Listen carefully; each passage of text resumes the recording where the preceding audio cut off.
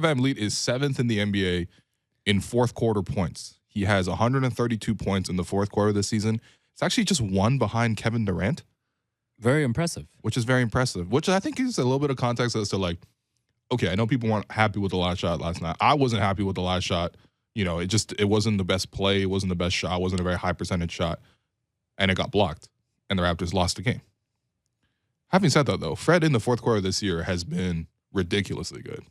So, your thoughts? Do you feel this is something that surprised you or not surprised you? No, it passes the Alex eye test. Oh, wow. On Media Row.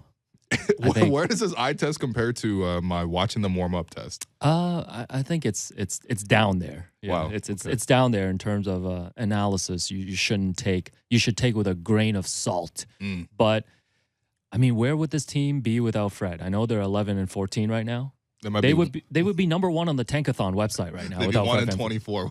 No, they would be Sam Presti's like dream right now without Fred, and it speaks to his importance.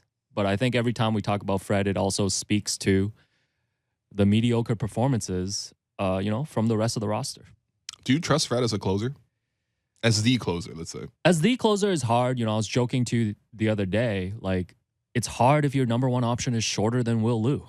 Like, there are going to be limitations. And we saw some of that on the final play of the game too, right? Like, if you are a 6'4", 6'5" point guard, you probably just rise up in the mid-range and get a really clean shot, instead of being bothered by the long arms of the OKC Thunder.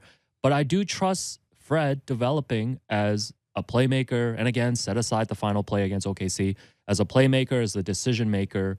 I'm not sure what more you can ask for from Fred based on his height and based on his play this season. Yeah, that's fair. That's fair. I just wanted to highlight this because I think that coming into the season, that question is a huge one for me to sort of try to answer in terms of, like, how do the Raptors run their late game offense? Who is they're running it for? What kind of plays are they running? That's still an ongoing question for me. But right now, it's pretty clear that Fred has been their go-to player in the fourth quarters. And he's had a lot of really strong outbursts. The Milwaukee game was largely Fred's doing, and that Memphis game where they closed it out.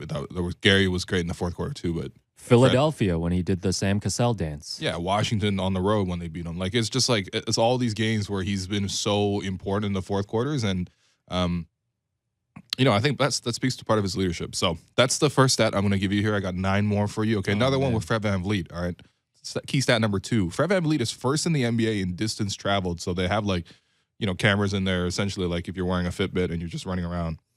Yeah, Fred VanVleet is first in the NBA in distance traveled at 15,136 feet. Wow. Does this include the trips he has to make to the hyperbaric chamber after playing 48 minutes every night, or is this just on court? Oh, my God. No, I mean, this is incredible. By the way, Scotty Barnes is third in the NBA in total distance traveled. Yeah. Does this include him just running around the financial district on off days when there's nothing to do? I think if you factor that in, he's probably double of Fred's total, number one. And then OG Anunoby, even though he's been out for like the last 10-plus games now, he's still 7th in the NBA so at 14,000. So distance traveled, just to clarify, in feet. This is just them running up and down the court. Yes. As you're going down, in between possessions and all this stuff. Yeah. This is ridiculous tracking. I know. We've come a long way from when I watched basketball in the 1940s. Yeah, you didn't have this is ridiculous. I was gonna say, man, what was Bob Cousy's distance travel numbers? Man? Yeah, from his accounting firm to the basketball court. Yeah, I think he took the TTC to that game.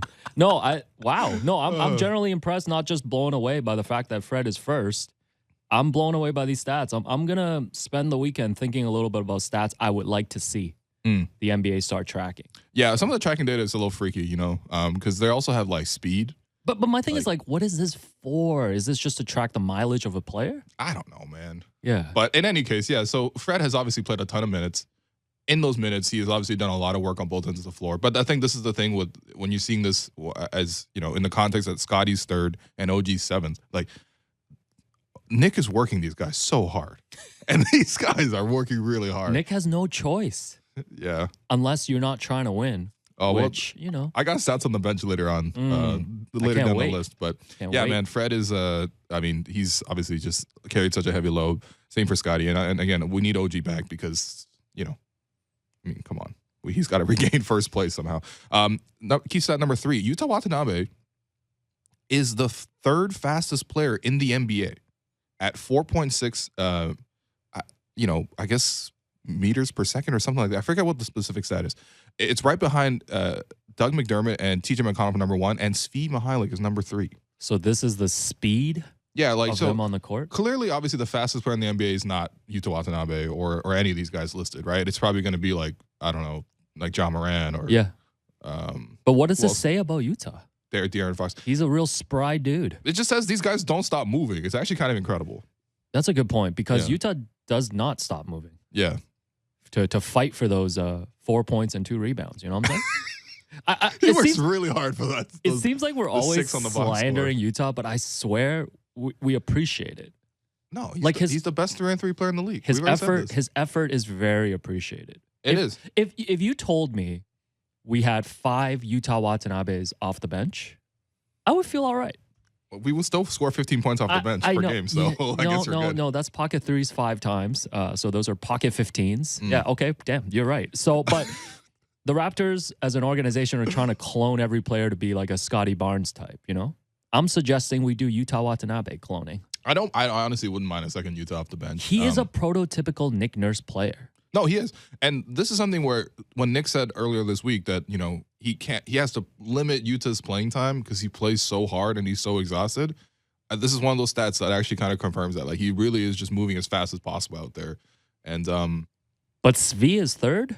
Yeah, Svi's 3rd in the NBA. Well, he runs real fast on those fast breaks that end in turnovers. So that makes sense to me. Yeah, I'm still mad about that. I'm still mad about that. I'm so mad about that one. I'm blaming the OKC loss on that, by the way. On Svi? That one possession. Honestly, out of all the players who played in that game, Svi was definitely number 25 in terms of who's most effective. So Malachi Flynn got to grow 4 inches, and then he'll be able to make the rotation. Yeah. That's all we need. Poor Malachi, man.